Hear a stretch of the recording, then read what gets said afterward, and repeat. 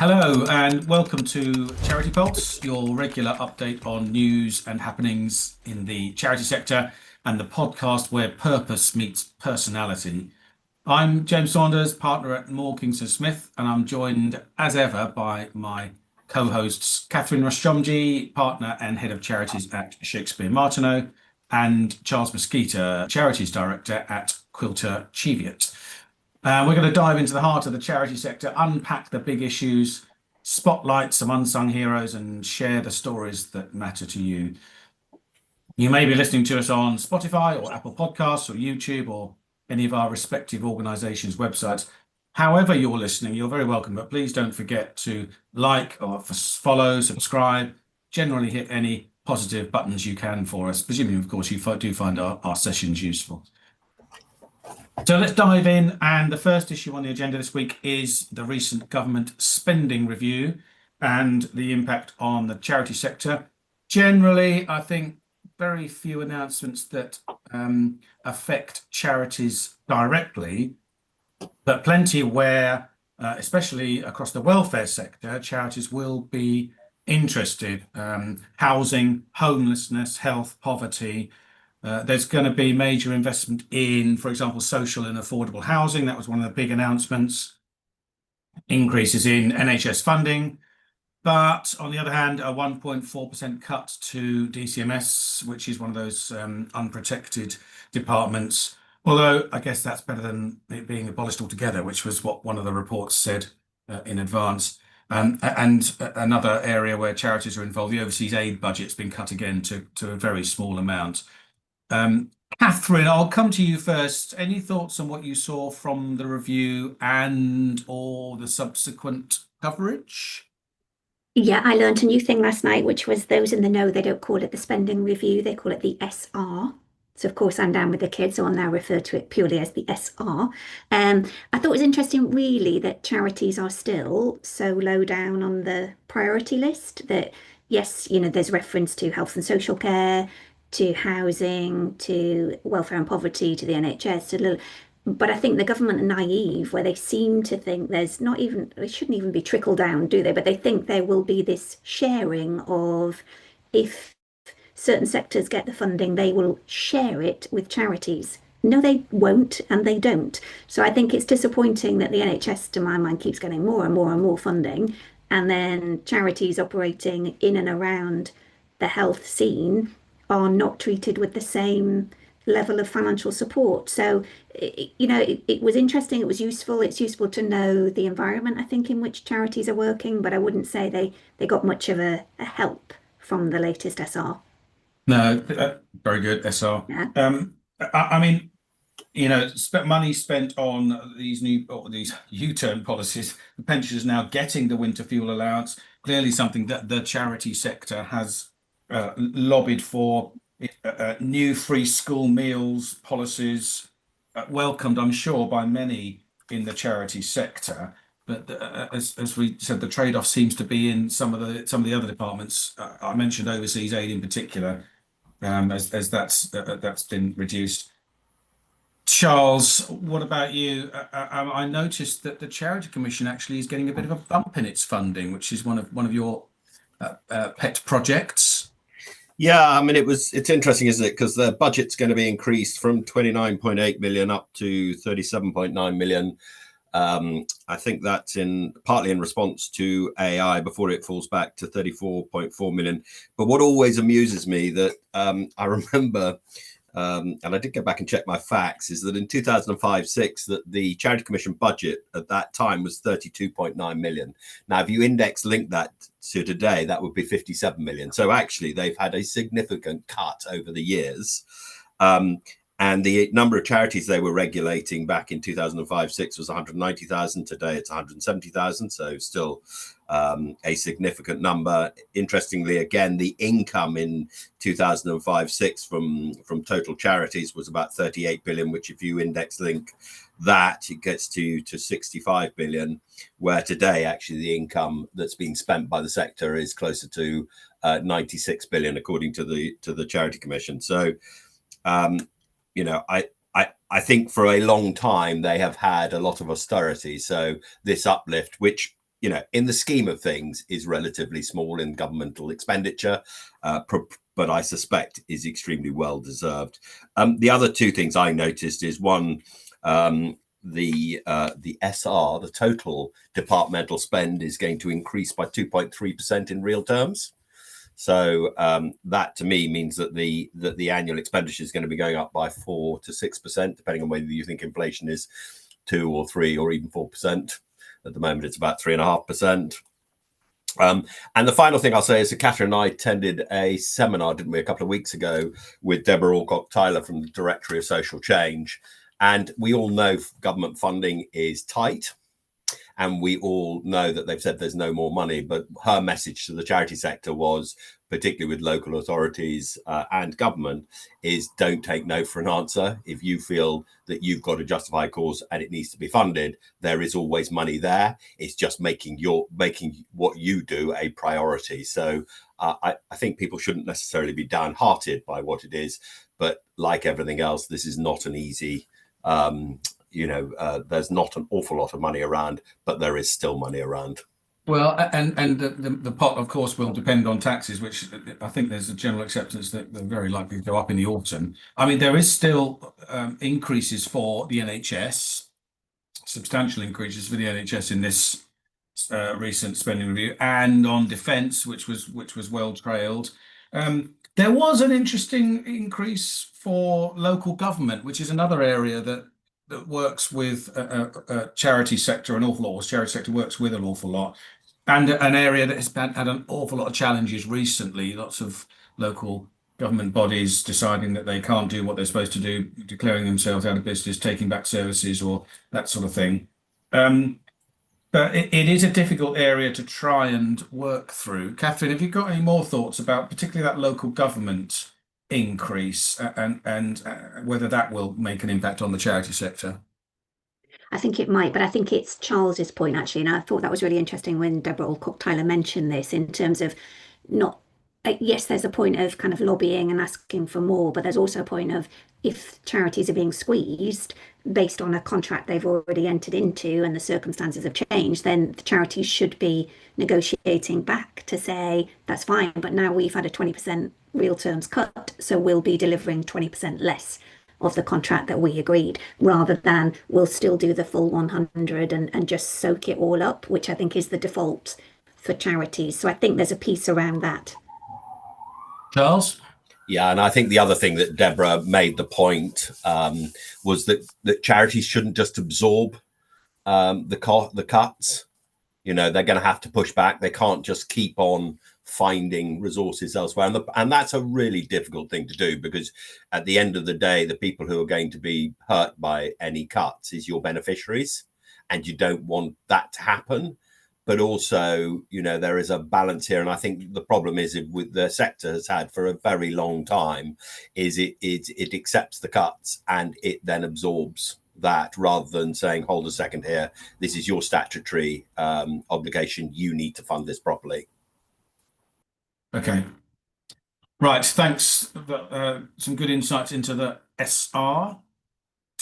Second, this week, according to a new report by UKGrantmaking, very interesting insights into the grant sector. Trusts and foundations, the group that's called Trusts and Foundations by account, have overtaken government bodies as the largest source of grant income to the charity sector.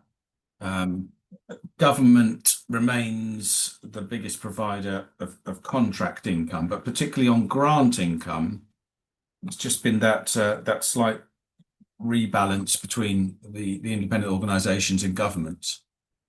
Catherine, did you have any thoughts on this about where the money comes from, if you like, that supports the sector? Yeah, I was trying not to automatically poo-poo it. They'd done a colourful diagram with lots of bubbles of representing the size and scale of all of this. But I think the key finding that they mentioned actually at the start was that over 14,000 UK grant makers provided grants worth over £23 billion in 23-24, and that this represents an increase of 7%, which is slightly above inflation. think where it then gets challenging is when you try and take 14,000 grant makers and then allocate them into different groups, then I would take issue with some of the categorization. So the fact that trusts and foundations are separately shown other than charity, whereas one of those trusts and foundations is Wellcome Trust, which is a charity. And there will be others within that particular bubble that are charities. There's also reference to donor advised funds as other rather than as charity.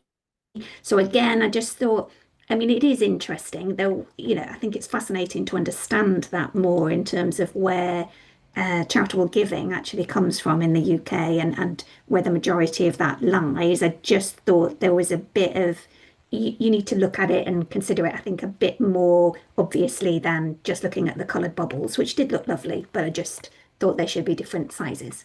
But in your experience of the last year, couple of years or so, does it feel like government is giving less comparatively than private individuals, trusts and foundations? I mean, we've said for some time that, almost since COVID really, that the government funding was going to reduce and that trusts and foundations were going to have to step into the gap. This seems to me to be bearing that out. Does that make sense? A little bit. I mean, it feels like government is giving less, but I think it's more the nature of how they give. I don't think they give a pot of money and say, do something lovely with it. I think now they give a contract and they say, do these Yeah. specific things and we give you this money. So I think it's more the nature of how government is funding the sector, which I don't necessarily think is a bad thing. But I do also think that we probably underappreciate others that are financing the charity sector and that don't have an easy ride of it, actually. I mean, I set up a number of grant making charities with the Charity Commission who do not make it easy. So, I think we should be applauding, those that are going out of their way to do that. Yeah. Okay. Thank you. Charles, this same report tells us that donor advised funds, as Catherine referred to earlier, the donor advised funds increased grant making by 20% to 2.1 billion this year. Clearly a growing part of the sector and the sector's income. Can you give us a little explainer about this, just the basics of what donor advised funds are, as I know you're a trustee of one. It seems to be a great success story.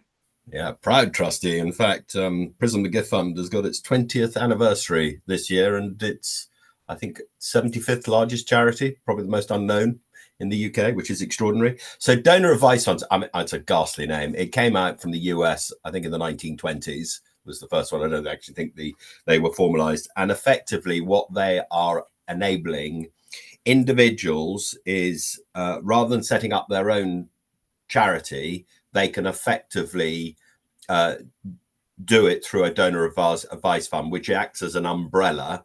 It's a charity in its own right. And underneath the umbrella, you've got these different spokes of which you can have your own fund. The great thing about donor advised funds is that one, you can set them up immediately. You don't have to go to the Charity Commission to get permission, and Catherine will talk about how you can do that if you want to set up your own. And it's a word the Americans again use, is about enhanced advisory. So once you've given the money into the charity, it then becomes the responsibility of the trustees of how you spend it. But however, as trustees, for this to work, we will listen to whoever the settlor is about what they want to do with the money while it sits within the donor bus and who they distribute it. So as a trustee, I'm not making any judgment on where somebody wants to give money away to, so long as it falls within charitable law and that it is for public benefit. So, for example, and I'm quite happy, but maybe I don't particularly, I'm not a great fan of cats. Somebody wants to give money to cats. That doesn't matter, because again, a donor advised fund has complete ability to be able to give anything away to anything, so long as it is charitable, but it is very much so being driven by the individuals. And again, so, this is a really simple, easy, convenient way. And anybody that has, I mean, you could debate it, but less than 5 million or 10 million that they want to give to charity, probably should look at a donor advice fund. I mean, our largest one, I think, is about 30 or 40 million. And the reason is the guy started quite relatively small, but actually he loves the convenience of it. He loves the ability that he has no responsibility, or the family has no responsibility from a legal point of view. That sits with us, with the trustees, but he has all the fun of giving that money away and directing of how it is utilized. Okay, yeah, that's useful. Thank you. And Charles, what about the wider question around this grant making sector? Does it, these stats, do they chime with what you've been seeing in the last couple of years? Yeah, so the two things, going back to Catherine's point around, trusts and foundations have overtaken government bodies. That to me is just a different way of government distributing money to the sector and doing it on a contractual basis. I don't necessarily think, I mean, there are a lot of circumstances where that is the right way to do it, but it does increase the bureaucratic burden on both sides, where grant making, I think, was a much simpler way of doing it. And I'm not sure whether there's been any conversation about when should something be given as a grant and when should it be a contract. And I think that could be an interesting thing, because I do worry that, we're looking, when government and local authorities are giving money away, they're doing it on an annual basis, because that's how the Treasury works. And that's not necessarily a very efficient way of actually doing it. So you're increasing the cost, so we could reduce that. And the other thing I noticed is that endowment levels have remained relatively flat over the past 5 years. Now, that I assume they're talking about is their investments that generate the money for them to distribute away, which represents a decline in real terms since 2020, 2021. Well, actually, over the last 5 years, the returns that you would have expected would be somewhere in the region of about 30%. So I thought that was quite interesting in the respect that the actual level of the endowment seemed to have remained flat. Now, whether that has something to do with some of them spending out, I don't know. Again, like all these things, these are headlines. You need to lift the bonnet, look behind it, and try and get them to understand what the figures mean. Okay, good. Thanks very much. Third one to turn to, Sarah Hughes, the CEO of Mind, wrote an interesting piece this week asking about particularly this civil society covenant, which has come into play with the new government. Catherine, any particular thoughts on this? It struck me there was an interesting point about being political but not party political, which is an interesting dynamic, I think, and clearly opens the door, as we've discussed before, to being accused by various parties of being party political, regardless of your intent on political issues. That was one of the things that struck me out of this article, and it was a difficult one. Anything else particularly for you that you found interesting? Yeah, and I think it is interesting. I think charities actually had moved too far back from anything that might be deemed to be political, thinking we're not allowed to do that. And actually, Charity Commission guidance has always been clear on that. Charities can campaign, where in doing so, they're furthering their objects and they're not being party political. So yes, they can campaign. So I think it's useful to see that in its sense. Again, the presentation last night I was at was talking about the covenant being co-created and co-produced by, yes, DCMS, but also with those in the sector, and that is due to be published in the summer. But the acknowledgement there being that whenever it's seasonal, who knows how long those seasons might last. But I think it'll be interesting to see the detail of it. But I did think there's some really useful points in the article, interesting to see the way that these things translate and to hear the observations from a charity chief exec. Personally, I hated the tent analogy. So people will have to go up and look at the article to find out what the tent was. I think it's just I don't like tents.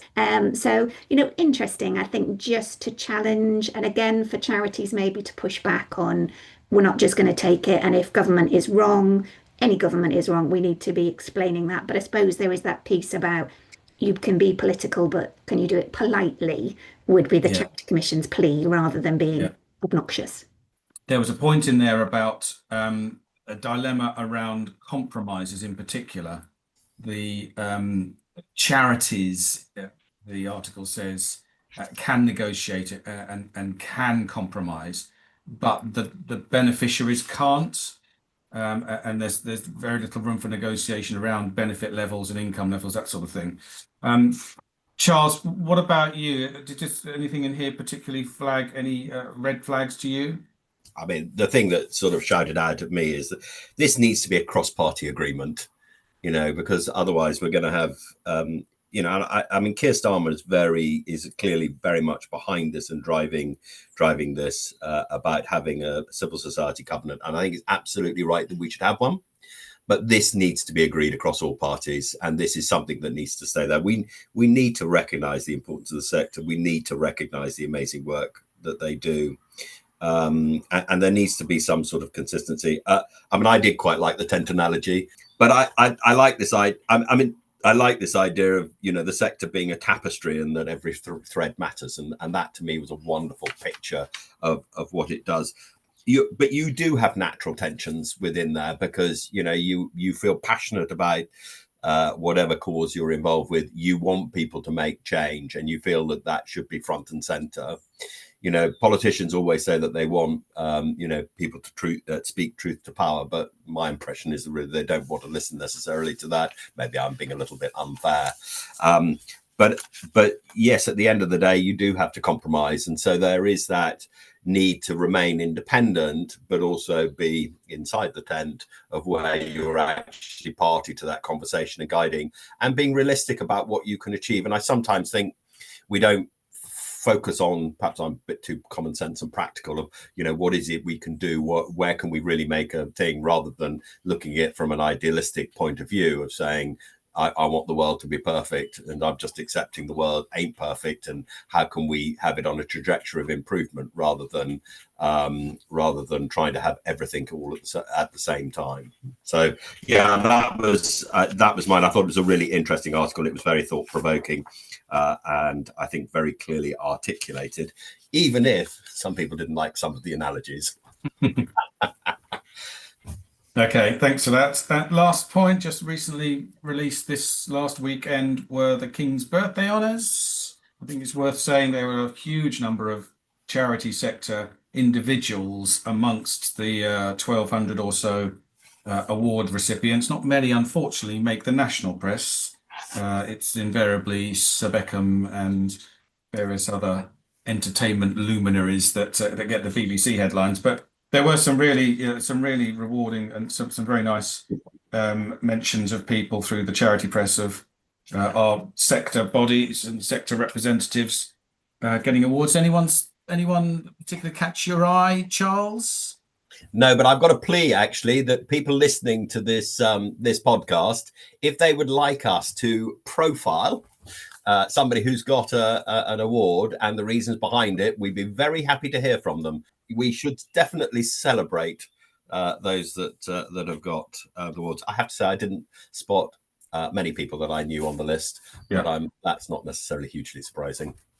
It seemed to me that the people on the list had done a lot more than the hosts of Strictly. I particularly liked there was Richard Kramer, who is the former chief exec of Sense, and he was given an OBE, and he said it reflects the hard work and dedication of so many staff, colleagues and volunteers that I have been so lucky to work and volunteer with over 40 years in the disability sector. I mean, I know it feels like Strictly is on the 59th season and it's been going for hundreds of years, but yeah, I just thought, again, it doesn't get picked up in the national press, and I thought there's huge effort and selflessness that people put in, and all credit to them, and well done.